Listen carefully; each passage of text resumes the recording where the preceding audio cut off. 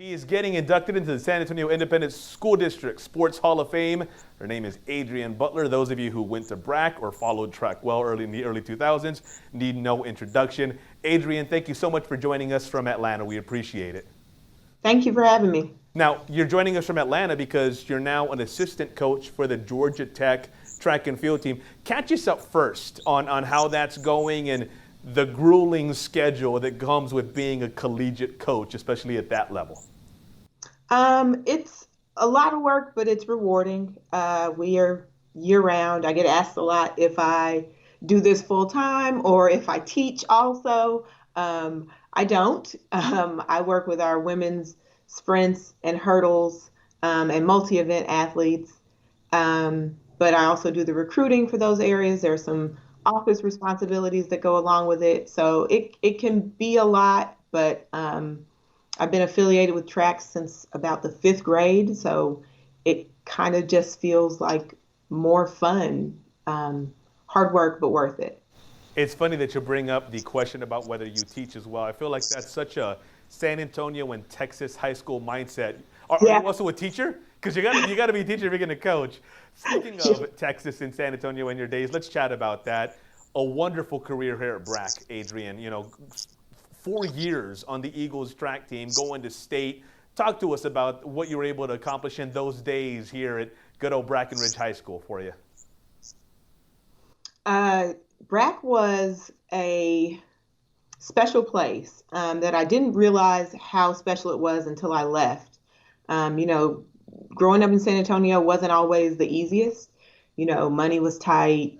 I couldn't wait to get out. I had an older sister that went to North Texas, and I thought, I want to go further away than that. But I had teammates, specifically Tanika Malone was on the track team and volleyball team.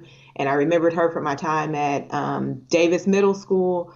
And these people who kind of set examples either ahead of me or next to me, my teammates on the track team that were the same age, that made it not just bearable, but a pleasant experience when it could have been pretty tough.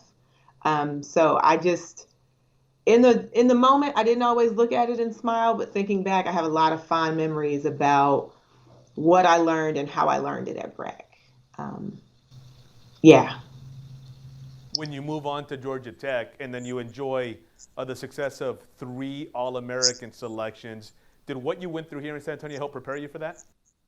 Absolutely. I think if you'd asked my coaches sophomore year how they would describe me, they probably would have said kind of scrappy, a little bit intense, really focused, determined.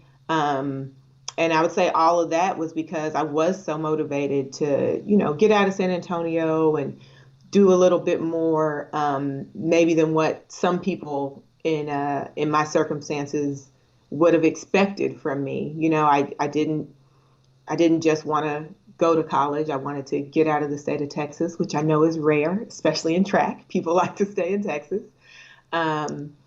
But I was really, really good at kind of fighting for what I wanted because of how I had to fight for things growing up and how resourceful everyone that I encountered at all of my SAISD schools, everyone I met in the San Antonio Independent School District from elementary school up through high school, every coach, every teacher I had was figuring out how to do more with less, and they were really good at it. I never felt like I wasn't going to get something. I felt like I just had to work harder to get it, and I was okay with that. Well, Adriane, all that hard work under those circumstances certainly paying off. Again, congratulations. By the way, if you'd like to attend, you at home would like to attend the SAISD Athletic Hall of Fame ceremony, August 17th, the Alamo Convocation Center. Tickets still available. They're $30, and you can get them at www.saisd.net/Athletics Hall of Fame. Sponsorships also available. Adriane, we thank you so much for the time, and again, best of luck going forward.